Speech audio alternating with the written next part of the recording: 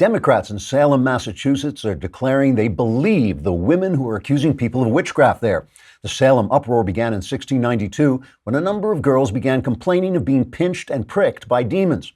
The girls then began to utter strange sounds and to contort themselves into odd positions, after which many other girls joined in a movement that's now being called #MeTooBewitched.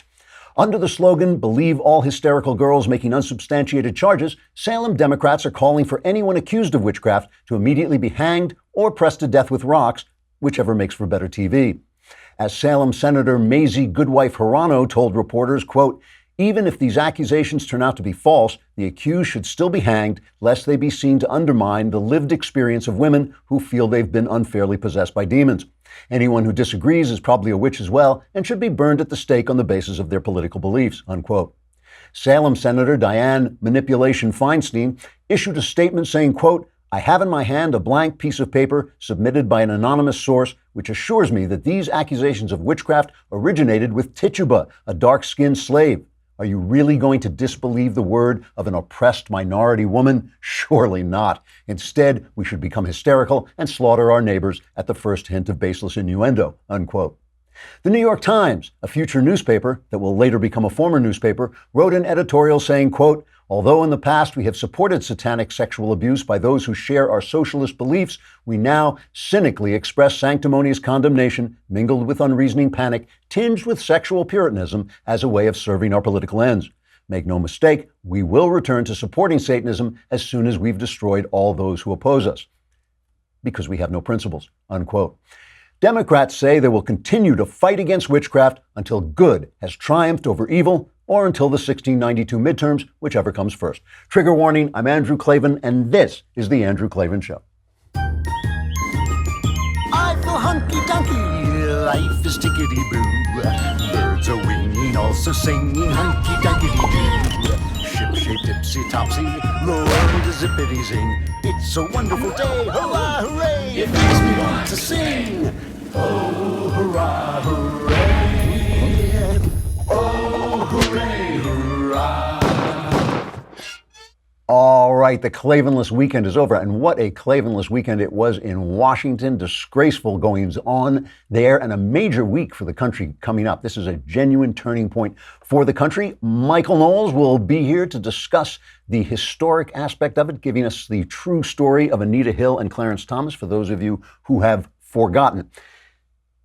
Leftism ruins everything.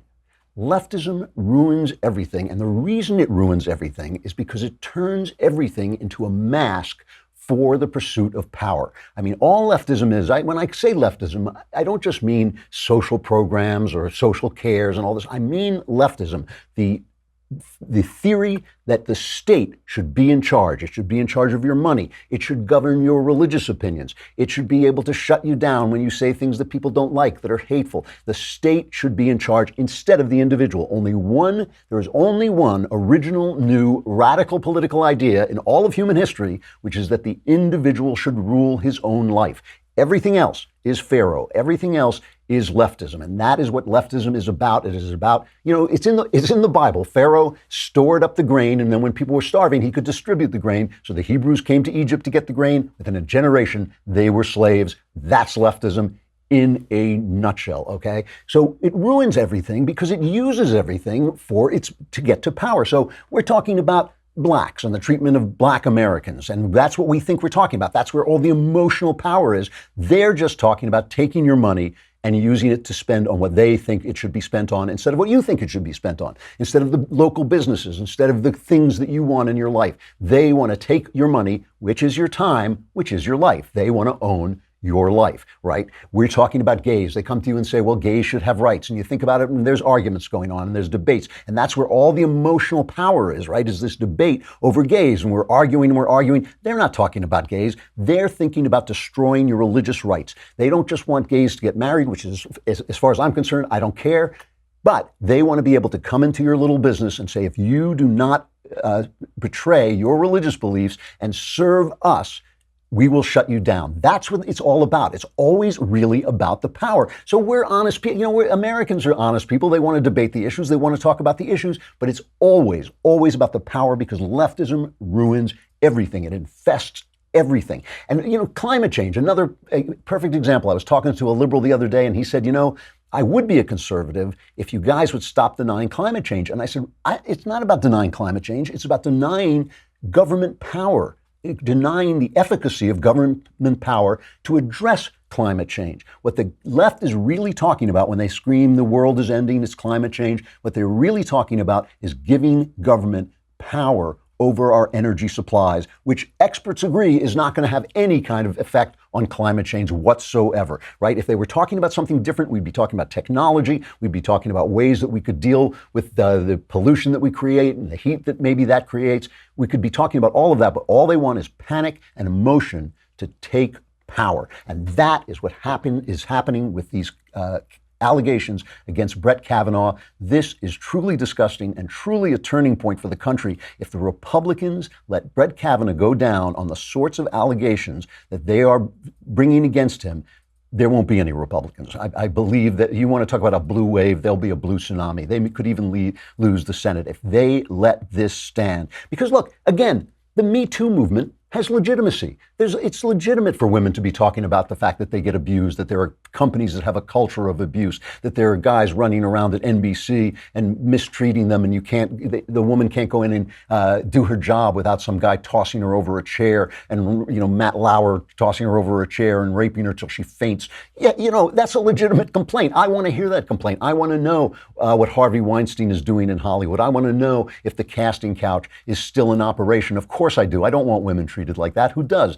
That's not the point. They are using Me Too. They are delegitimizing Me Too. They are ruining Me Too to get Brett Kavanaugh, because they do not want an originalist judge on the court who will strip them of their power to make law from the court. That's all it's about. They ruin everything. They are, the women who are earnestly pushing the Me Too movement are just being used now, and they'll be thrown away. Same as, remember Cindy Sheehan? She was the mother who had lost a child in the war on terror, and she started protesting Bush, and she could bring 10 people. It didn't matter. Every news agency was covering her, and there was this big protest, and Maureen Dowd in the New York Times, oh my gosh, she has absolute moral authority because she lost a child. The minute Bush was gone, the minute she was against Obama's war, she was gone. She was gone. And the Me Too women are being used exactly the same. So right now, here's where we stand. The accuser of Brett Kavanaugh, Christine Blasey Ford, she's agreed to testify on Thursday. So everybody's looking forward to this big circus on Thursday. They're still negotiating some of the plans. The Republicans are saying we want our female staff to be able to question her because they don't like the optics of a male questioning a woman's a woman's accusations. They're stuck in this kind of weird, bigoted world where now a male is illegitimate simply for being a male. And now, this is truly disgraceful. It really is. I mean, talk about leftism ruins everything. The New Yorker has run a news story about a woman named Deborah Ramirez who says that when she was a freshman at Yale, someone, maybe Kavanaugh, exposed himself at a drunken party. She wasn't sure the Democrats were looking for her. She came forward only because the Democrats hunted her down. The New York Times said they interviewed dozens of people, and they didn't run the story because they interviewed dozens of people looking for someone to corroborate her story, and they couldn't find anyone. She herself said that for 6 days, she was unsure whether it was Kavanaugh who did this. Then she talked to her lawyer, and ultimately she found out, oh, yes, it was. This is it. And Cavanaugh's response, by the way, has remained what it is. He's talking about the Blasey Ford accusations. Kavanaugh says this alleged event from 35 years ago did not happen. The people who knew me then know that this did not happen and have said so. And that's true. There were something like 3 people that Ford said were there. They all deny that it happened. One of them, a woman, she also denies it. He goes on to say this is a smear. Plain and simple, I look forward to testifying on Thursday about the truth and defending my good name and the reputation for character and integrity I've spent a lifetime building against these last-minute allegations. And then, because there's no scandal, no stink, no publicity that Michael Avenatti, the creepy porn lawyer, doesn't want a part of, man. If you stand between him and a camera, you are going to get run over. He is now saying he has credible information that Brett Kavanaugh, I shouldn't laugh, but because it's so ugly, Brett Kavanaugh essentially ran a gang rape ring in the early 1980s with his high school friend, Mark Judge. I'm sure that there's a lot of credibility to that. I can really see him, in his thug glasses and his thug cigarette, Brett Kavanaugh, peddling women for gang rape. I mean, it really is insane. And by the way, I think it could be a tactical error. I think when you bring forward things like this New Yorker piece, also by Ronan Farrow, when you bring them forward and they're so unbelievable, it casts doubt on Blasey Ford. It is not about the charge. It is about the power. They use our natural instinct, especially men's natural instinct to protect women and women's natural feeling that they're not being heard. This has been true throughout all history. I'm not saying there's not some legitimacy to it, but it is true throughout all history. Women are always saying, we're not being heard. They're using that anger and they need to protect women just to get power. You want to talk about ruining everything? What is the most popular novel in American history? The most important novel in American history might be Huck Finn, but certainly one of them is To Kill a Mockingbird, right? To Kill a Mockingbird. And what is To Kill a Mockingbird about? It is about a false accusation of rape against a black man. Whatever her name is, Mayella Ewell. She accuses a black man of trifling with her. And the lawyer, Atticus Finch, gets her on the stand and proves that she's lying. And here's her response. She immediately plays the female card, telling the Southerners that they're not Southern gentlemen if they don't defend her. I got something to say. And then I ain't gonna say no more. He took advantage of me. And if you find fancy gentlemen ain't gonna do nothing about it, then you're just a bunch of lousy, yellow, stinking cowards. The whole bunch of you. See, we thought they were talking about due process. We thought they were talking about a black man should receive the same due process as a white man in America. We thought they were talking about justice. We thought that they wanted blacks included, but no, my friend, no. They were just talking about using your emotions to get power, because now the Democrats are Mayella Ewell, whatever her name is. Now they are that woman on the stand screaming, I was trifled with. Never mind the facts, never mind the evidence, never mind that there's contradictory evidence. They are that person on the stand saying, I'm a woman and therefore I must be believed. They even have ruined To Kill a Mockingbird. I know when I'm talking that what you're really, you're having a hard time concentrating because you're thinking, how does he look so beautiful? Genucel from Chamonix have these new products that help you. They draw the moisture out of your eyes. They soften your sunspots. I gave them to my wife, but it's so hard to tell whether they're working because she always looks so fantastic. So now I'm going to try them. I am trying them to see if I can reduce the bags under my eyes.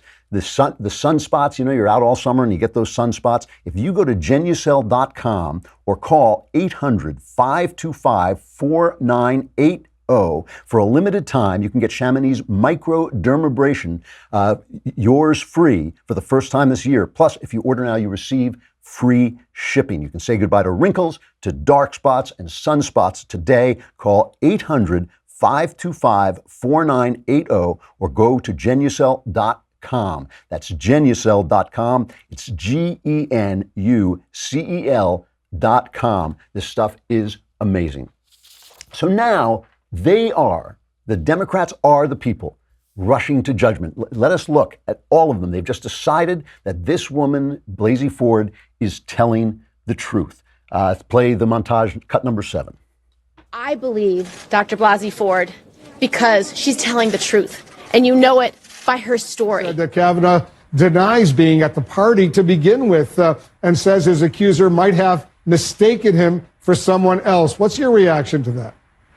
Well, I've heard, many predators say and refute allegations against them. I think what we need. As I said, I believe Professor Ford. I think she's credible. And I think when the investigation is finished and when she testifies and Judge Kavanaugh testifies. I think a majority of senators will find her credible. She told her husband, this is a trauma she's been dealing with her whole life. She doesn't want to be in a bedroom that doesn't have two doors. And it's going to be about listening to what each party has to say. But I believe her. Do you believe her story? Well, I could tell you it really does have a ring of truth to it. I am skeptical of polygraphs, but for those who believe them, she has passed a polygraph test. Another big liberal work of art is The Crucible by Arthur Miller about the Salem witch hunts. It was supposed to also be about the hunting communists. Oh my gosh, how can we just believe this panic? They are now the Salem witch. They are doing it. They are doing exactly what they told us we were always doing, that we were the bad guys. No, it's really them, because all they ever wanted was power. And Mazie Hirono, who is senator from Hawaii for some reason that I cannot explain, she went on Jake Tapper and she basically admitted it. He's guilty because he's a conservative. Doesn't Kavanaugh have the same presumption of innocence as anyone else in America? I put his denial in the context of everything that I know about him in terms of how he approaches his cases.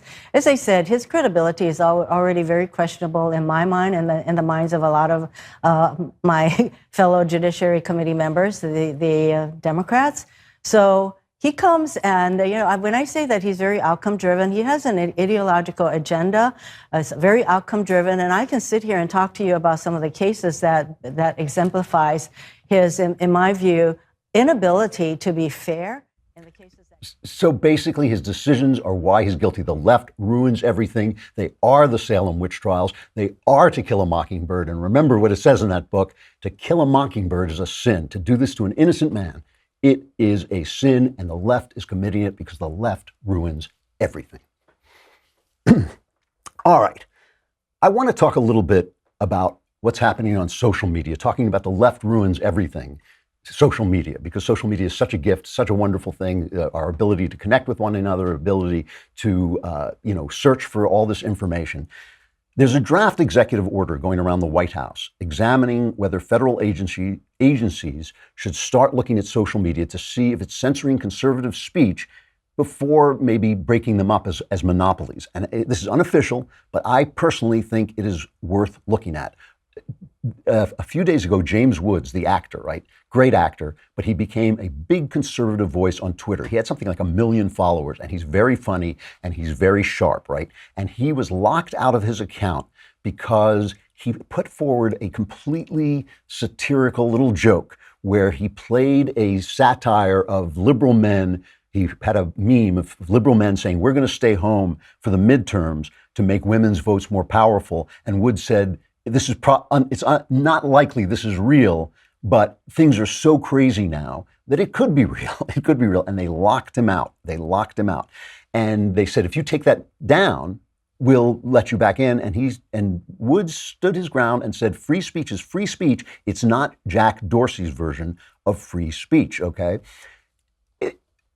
Twitter, social media, Google, Facebook, these are platforms. They're not publishers. And, we've explained the difference before. A platform is just a place for people to share information. The phone company is a platform. If I'm talking to you on the phone and AT&T comes on and says, that Klavan, he has very conservative views. We're going to turn him off, and you'll be talking to a left winger. Now that's what this is like. This is actual censorship. It is actually wrong, and they are actually violating the terms under which the government allows them to operate. They're allowed to operate as platforms, not publishers, because if they're publishers, they're responsible for the content, right? If you publish something that's slanderous, you can get sued. So if they're acting as publishers, they could be sued by every single person who has ever had anything false said about them on Google or on Twitter, which is all of us, right? We've all had stuff like that. So we could sue them for every time we've been slandered.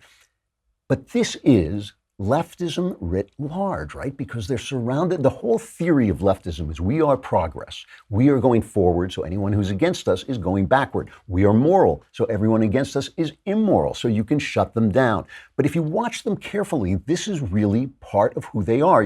There's a plan called Dragonfly, where Google has been testing a censored version of its search engine for the Chinese market. In other words, they want that good Chinese money, where they want those yuans or whatever they spend in China. And so they're going to go back into China and they're going to have a search engine that censors people. So this changes their slogan. Remember, their slogan used to be don't be evil. Now their slogan is be evil, because this raises real questions, not just about leftism, but about globalism. Because remember how we who voted for Donald Trump were all such deplorable idiots because we didn't understand the wonders of globalism, how wonderful globalism was going to be. And yes, you were losing your job, but some poor person in another country was getting a job. So it was all the same, it was all fine.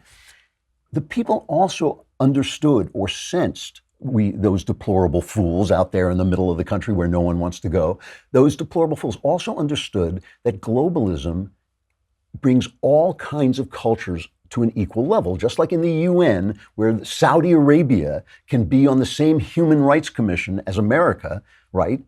When you go global, all cultures become equal, right? And so for Google to go into China is just being global, man. It's just being global. So we don't censor things, so they do censor things. And since the left really does believe that certain ideas should be censored, like our ideas, it all makes perfect sense. It all makes perfect sense. This leftism it's like a poison in the brain. It really is, because it gives you this sense that you are on the right side of history, as Barack Obama used to say. You are moral. You are the antidote to racism. So anybody who opposes you must be racist, must be regressive, must be living in the past, must be immoral. And that idea has now gotten into social media. Instead of being a platform with all ideas, they have become the cutting edge of censorship.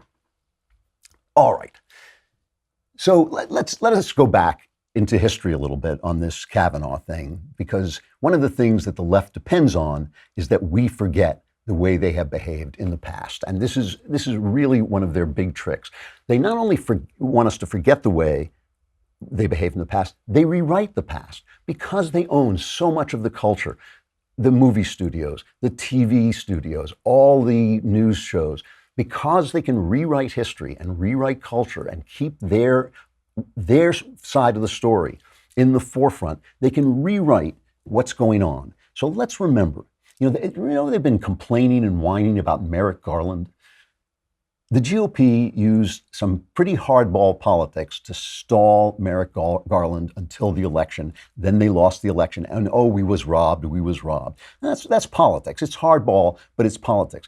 Their version of this is to destroy people, to destroy their reputations, to misrepresent what they believe, and they have been doing it for a long, long time. In 1982, Ronald Reagan nominated Robert Bork to the Supreme Court, and he was a brilliant originalist jurist who believed in the original interpretation of the Constitution. He was also the guy, the left hated him because he was also the guy who agreed to fire Archibald Cox, who was investigating Watergate. That was called the Saturday Night Massacre. Nixon told people to fire him. They wouldn't fire him, so he fired everybody and finally put Bork in there, and Bork did the firing. So the left hated him. Teddy Kennedy, before the GOP could get its ducks in a row, Teddy Kennedy immediately took to the floor of the Senate and denounced Robert Bork in these terms, these amazing terms. In Robert Bork's America, there is no room at the inn for blacks and no place in the Constitution for women. And in our America, there should be no seat on the Supreme Court for Robert Bork. Mr. Bork has been equally extreme in his opposition to the right to privacy. In an article in 1971, he said, in effect, that a husband and wife have no greater right to privacy under the Constitution than a smokestack has to pollute the air. What I hear you're saying here now is that the test that was used about 90 years ago, and which was the basis for discrimination against women, is the standard that you would use. You might be able to elaborate on it, but that's at least what I'm hearing.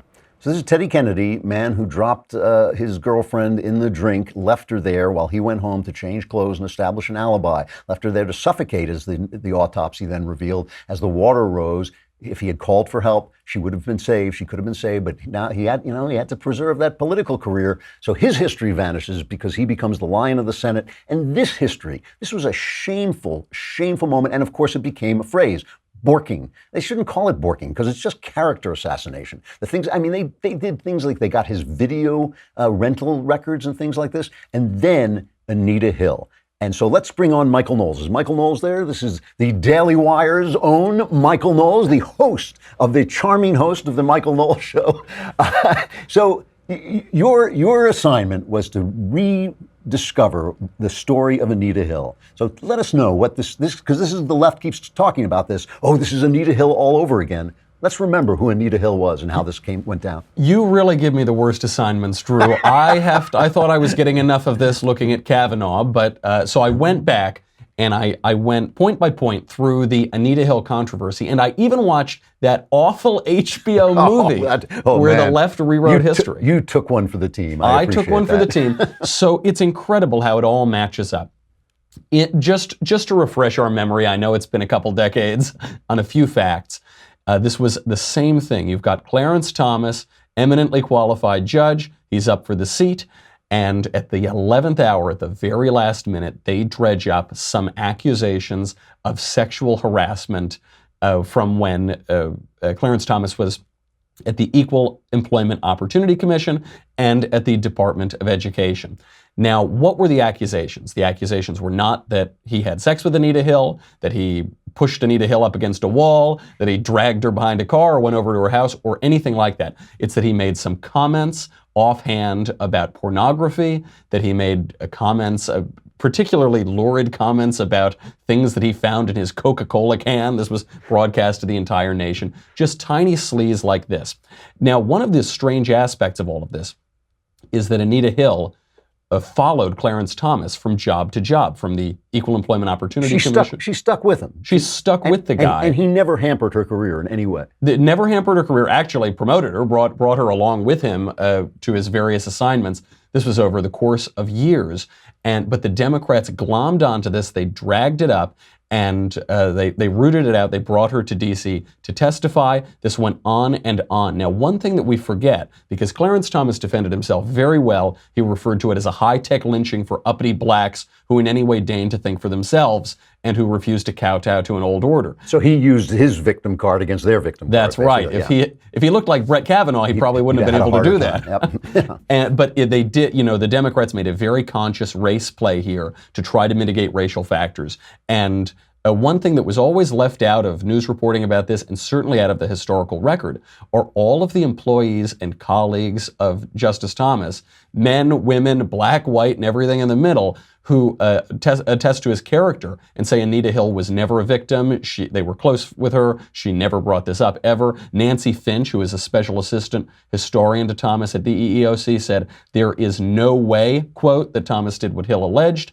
I know he did no such thing." Diane Holt, who was Thomas's personal secretary for 6 years, said, quote, "At no time did Professor Hill intimate, not even in the most subtle of ways, that Judge Thomas was asking her out or subjecting her to crude, abusive conversations that have been described, nor did I ever discern any discomfort when Professor Hill was in Judge Thomas's presence." And by the way, in the same way that the Republicans have this optics problem with white men, they had Teddy Kennedy was on the committee that was questioning her. Teddy Kennedy, was he not? It was incredible. He was on there with his dead woman in the car, and he's questioning Clarence Thomas about his sexual propriety. He's sitting there. You've got Joe Biden is chairing the committee.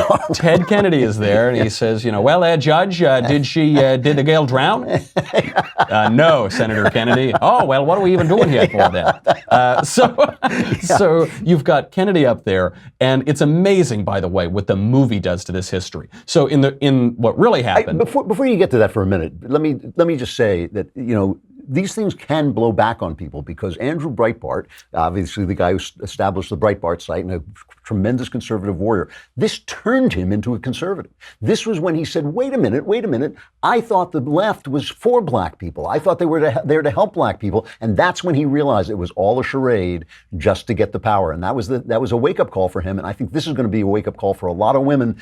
Women have sons, they have husbands, they have brothers. They do not want them destroyed by this kind of allegation without any proof. That's right, and it's all about that precedent. One thing that we're not hearing about too much, and we didn't hear about with the Anita Hill story, is the ideological basis of it in Borking, in Robert Bork. Democrats on the committee tried to push that aside. They say it's not about views of the Constitution or textualism or ideology. It's about this thing that allegedly happened, according to one witness, however many years ago, before she followed him to another job. There were a couple of other witnesses over time who came forward and said, I've got allegations, but even the Democrats on the committee didn't consider them terribly credible. There were jilted ex-employees, and even they were reluctant to bring them on because they thought it would be a farce.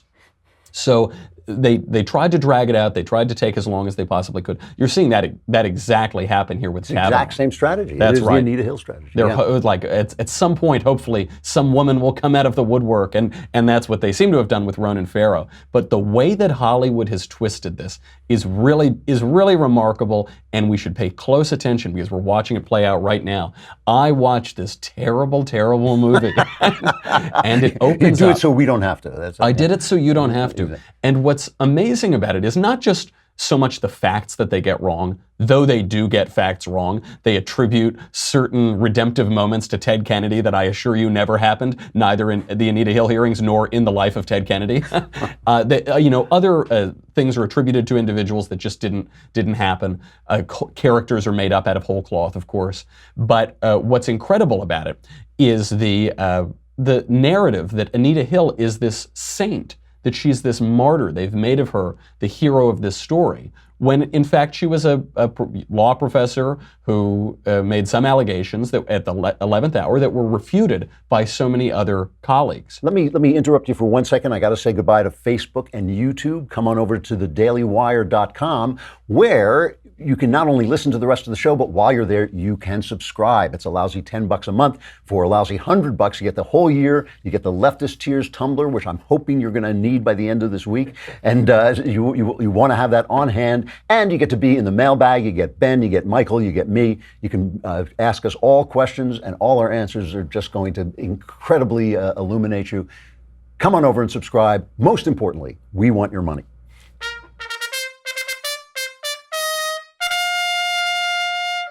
All right, sorry. So go ahead, let's hear it. So the movie opens up, and you've got a concerned, earnest young woman Senate staffer. She's not working at the direction of a senator. She just wants to find the truth.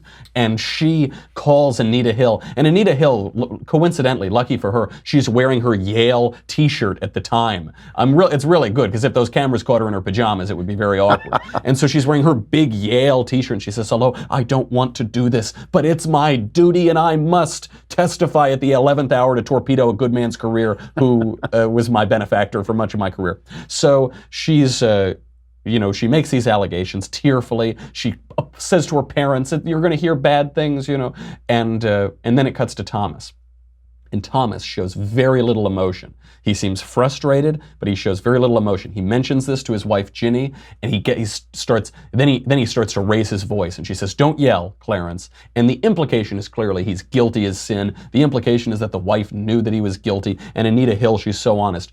The only time that the movie even mentions Robert Bork, even mentions the ideological battle that is undergirding this entire nomination, is when Strom Thurmond yells out, "We need to protect our judge. We don't need another Bork." One of the least sympathetic men in the United States Senate. Exactly. This is an amazing thing. I've spent years talking to conservatives about the culture and how important it is for us to be part of the culture, and how important it is for us to not to say, I'm not going to, there's culture and everybody's cursing and the women are taking off their clothes. I'm just going to watch Turner Classic Movies. But this is why they own history. That's because right. all anybody is ever going to see is that movie. People are not going to go back and read the histories. They're not going to listen, especially with us getting censored on social media, and they're jiggering the algorithm so we don't turn up.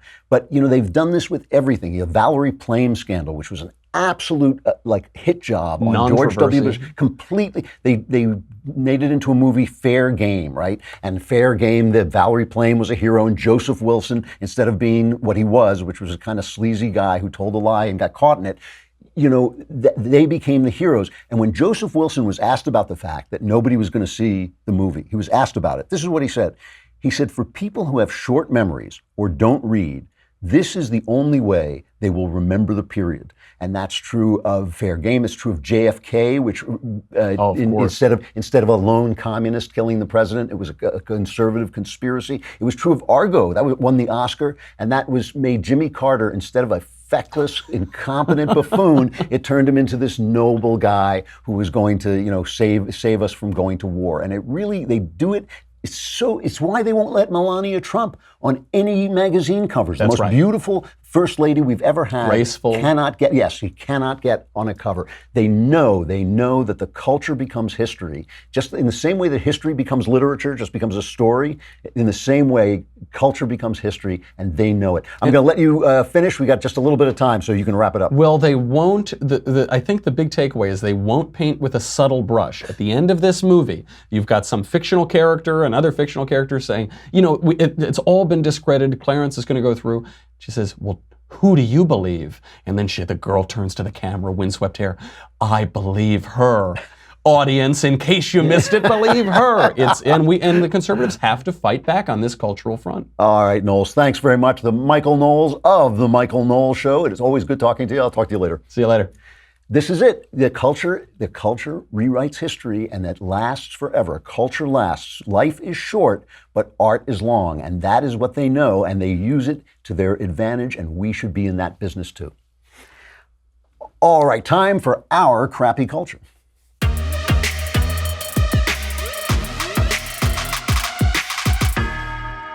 So I'm going to wax a little philosophical here about something in our culture that really bothers me and the way that we have conversations. We're just talking about the imagination, how the left colonizes the imagination. They get inside our heads with their movies, with their TV shows, with their news programs, all the means, and with education, all the means of communication belong to them. In the old video game, that thing, all your bases belong to us. Well, all the means of communication belong to them.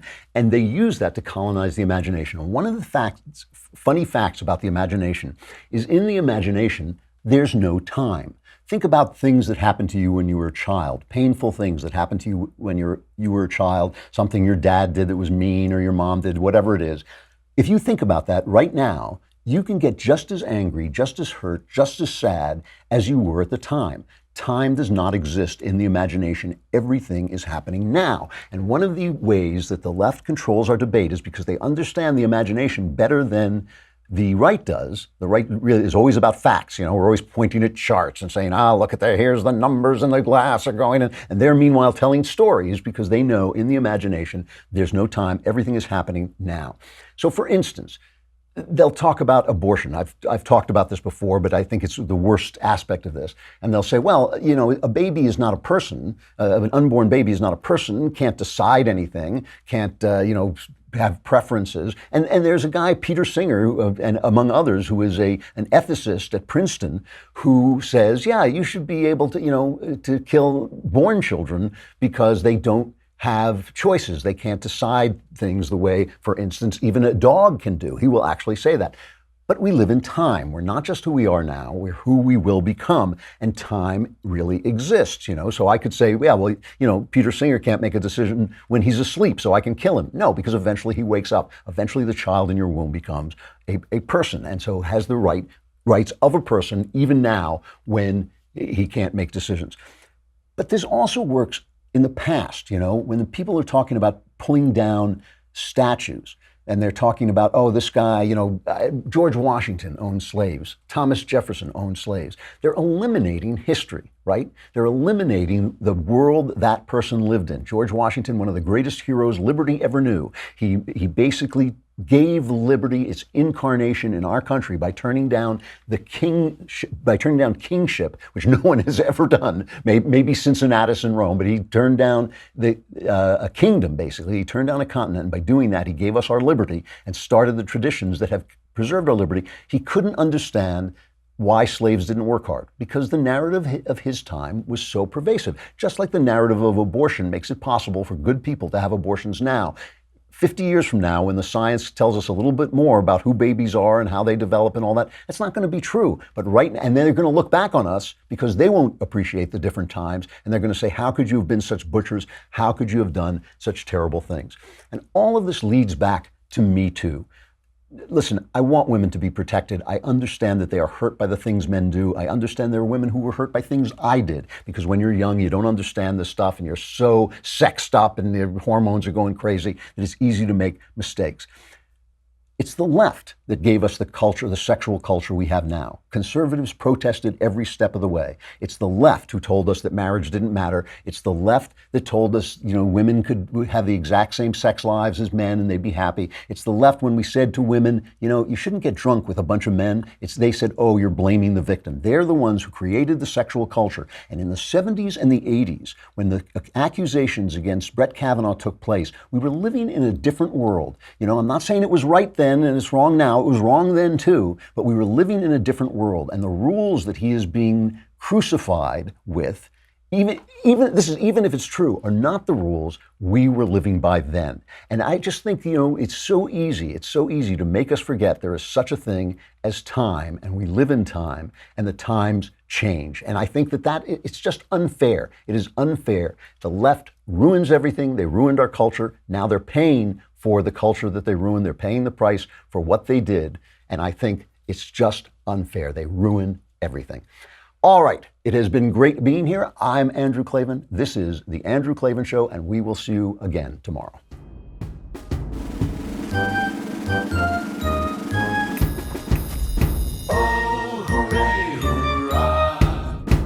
The Andrew Klavan Show is produced by Robert Sterling. Executive producer, Jeremy Boring. Senior producer, Jonathan Hay. Our supervising producer is Mathis Glover. Technical producer, Austin Stevens. Edited by Alex Zingaro. Audio is mixed by Mike Cormina. Hair and makeup is by Jesua Alvera. And our animations are by Cynthia Angulo and Jacob Jackson. The Andrew Klavan Show is a Daily Wire Forward Publishing production. Copyright Forward Publishing 2018.